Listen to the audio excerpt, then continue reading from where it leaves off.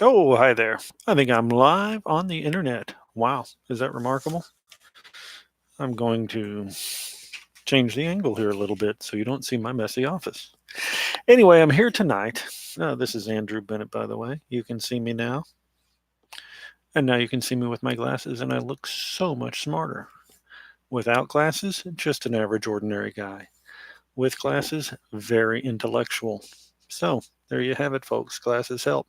So, I'm here today. I'm going to read this. You can't really see it, but this is the unclassified phone conversation. Now, I don't do a good Trump impersonation, so I'm afraid you'll just have to hear my voice. And then I'll do President Zelensky from the Ukraine. And just keep in mind, a few days before this phone call, President Trump suspended an aid package, a military aid package that was supposed to go to Ukraine. So here we are, the president. Congratulations on a great victory. We all watched from the United States, and you did a terrific job.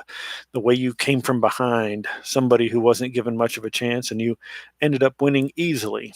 It is a fantastic achievement. Congratulations, President Zelensky. You are absolutely right, Mr. President. We did win big and we worked hard for this. We worked a lot, but I would like to confess to you that I had an opportunity to learn from you. We used quite a few of your skills and knowledge, and we were able to use it as an example for our elections. And yes, it is true that these were unique elections. We were in a unique situation that we were able to achieve a unique success. I am able to tell you the following. The first time you called me to congratulate me, so this wasn't the first call of congratulations. The first time you called me to congratulate me when I won my presidential election, and the second time you are now calling me when my party won the parliamentary election. I think I should run more often so you can call me more often, and I think we can talk over the phone more often. Is it just me, or does this sound like a high school kid? I mean, and this is the president of the Ukraine. Now back to our president. That's a very good idea. I think your country is very happy about that. President Zelensky. Well, yes, to tell you the truth, we are trying to work hard because we wanted to drain the swamp here in our country. We brought in many, many new people, not the old politicians, not the typical politicians, because we want to have a new format and a new type of government. You are a great teacher for us in that. Back to President Trump. Well, it's very nice of you to say that. I will say that we do a lot for Ukraine. We spend a lot of effort and a lot of time, much more than the European countries are doing, and they should be helping you more than they are. Germany does almost nothing for you. All they do is talk. And I think it's something that you should really ask them about.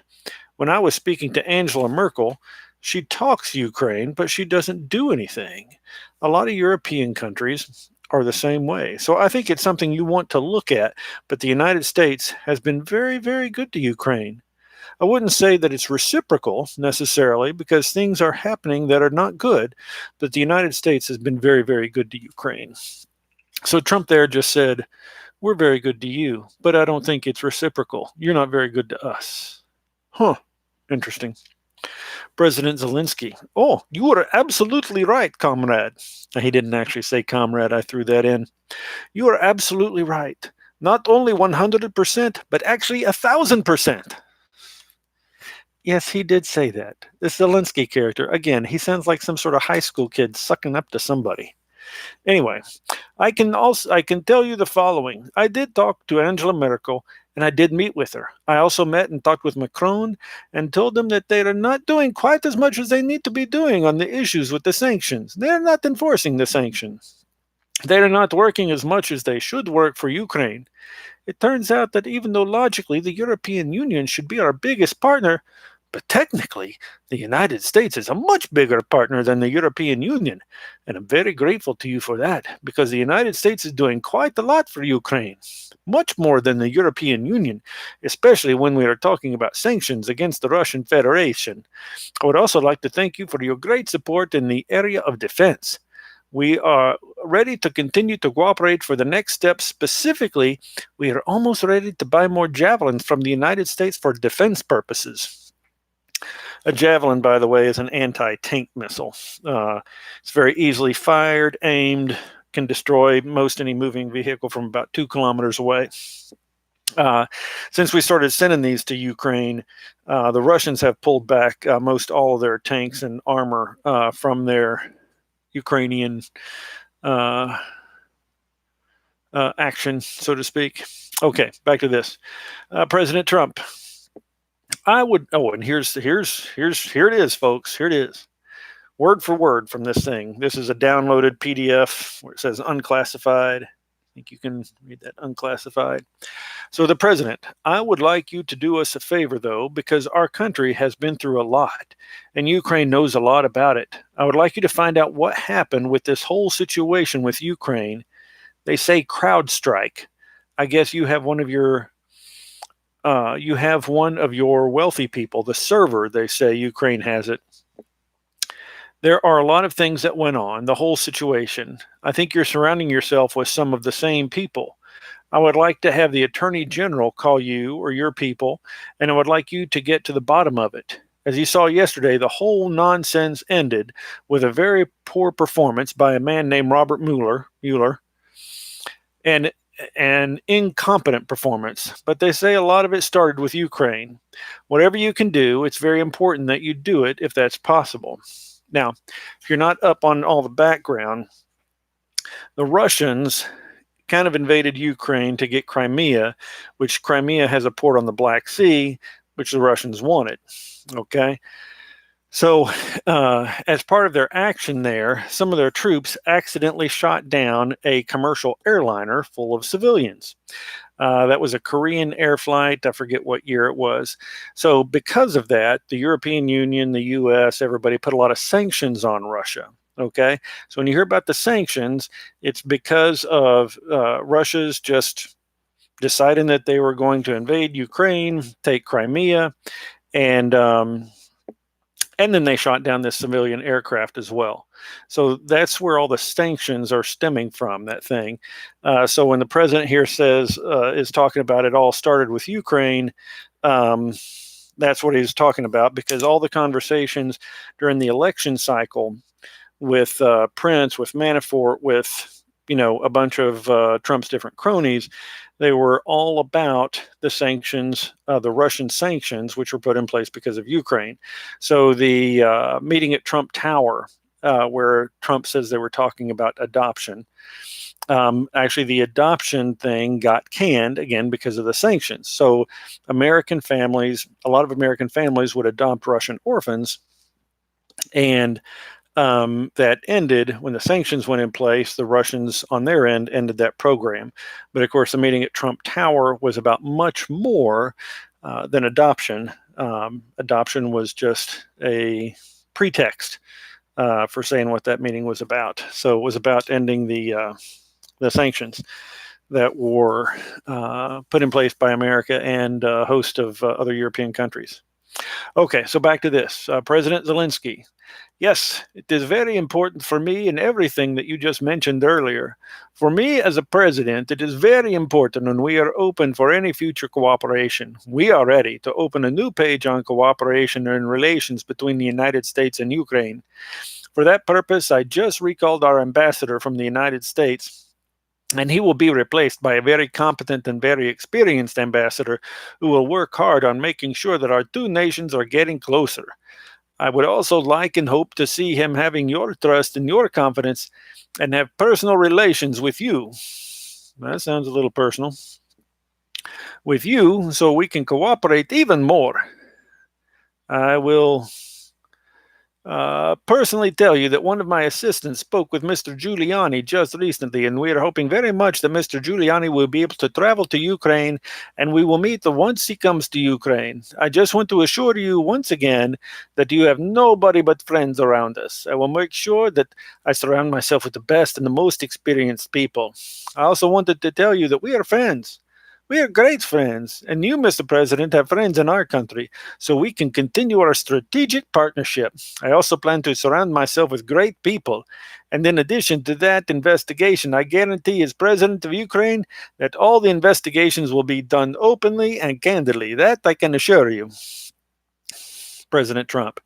Good, because I heard you had a prosecutor who was very good and he was shut down, and that's really unfair. A lot of people are talking about that, the way they shut your very good prosecutor down and you had some very bad people involved.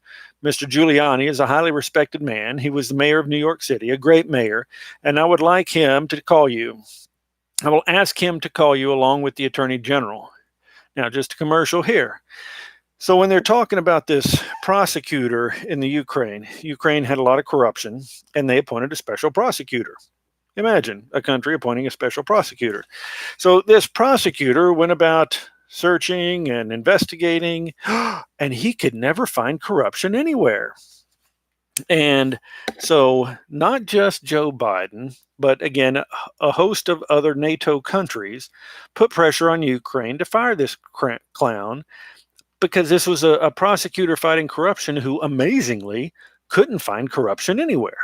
Okay, so when people are talking about Biden pressured Ukraine to fire this prosecutor, well, he wasn't alone. That was kind of the general international consensus, that this prosecutor just wasn't getting the job done. And again, you got to remember, it's a global economy. The NATO nations, our European allies, they're lending money, right, to Ukraine and other countries. And when there's a lot of corruption, of course, a lot of that money is wasted and goes to the wrong people. So, yeah, it is both the NATO countries' concern and our concern when we've got money there, and there's a lot of corruption. So Biden and others were right for pushing for the removal of this prosecutor, because the prosecutor wasn't doing anything. So anyway, onward and upward. This is the president. Let's see. He was going on about Giuliani. I will ask him to call you along with the attorney general. That's Barr. Rudy very much knows what's happening, and he is a very capable guy. If you could speak to him, that would be great. The former ambassador from the United States, the woman, was bad news, and the people she was dealing with in the Ukraine were bad news. So I just want to let you know that. The other thing, there's a lot of talk about Biden's son, that Biden stopped the prosecution, and a lot of people want to find out about that. So whatever you can do with the attorney general would be great. Biden went around bragging that he stopped the prosecution. So if you can look into it, it sounds horrible to me. President Zelensky.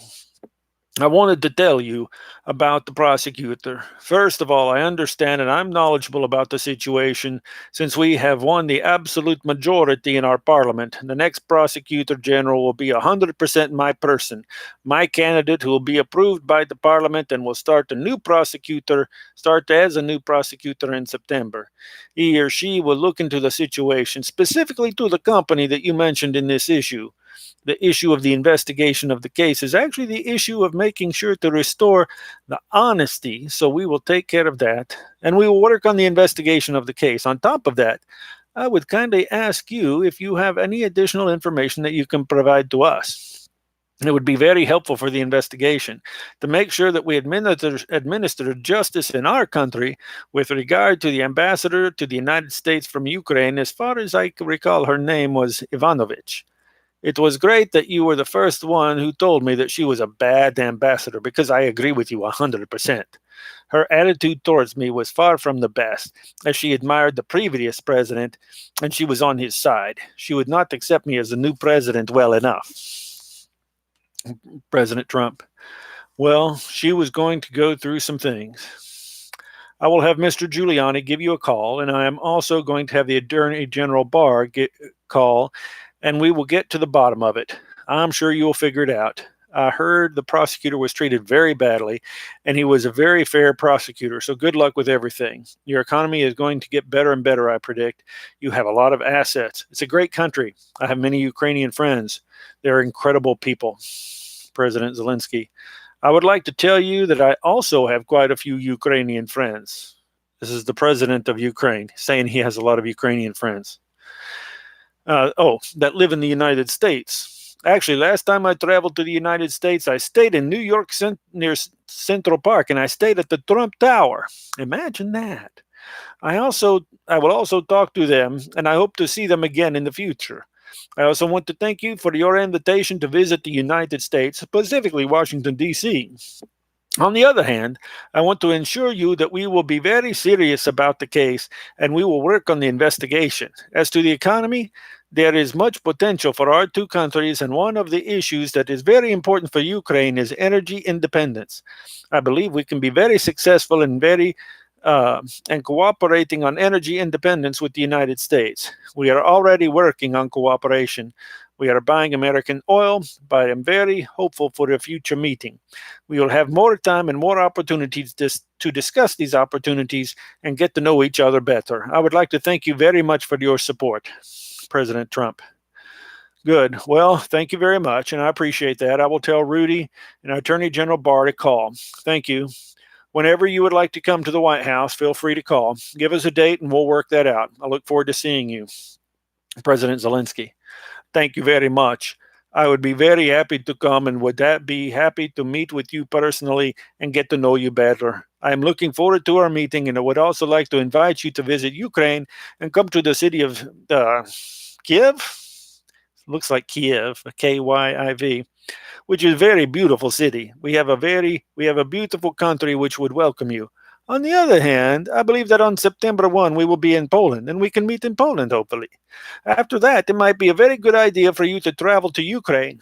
We can either take my plane and go to Ukraine, or we can take your plane, which is probably better than mine. President Trump. Okay, we can work that out. I look forward to seeing you in Washington and maybe in Poland, because I think we're going to be there at that time. Oh, thank you very much, Mr. President.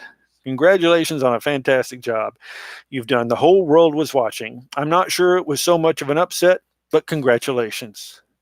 So Trump says, congratulations, it was an upset, but maybe it wasn't an upset. President Zelensky, thank you, Mr. President. Bye-bye. Does he really say bye-bye? He does, according to this. Anyway, that's the end of the letter, the unclassified letter.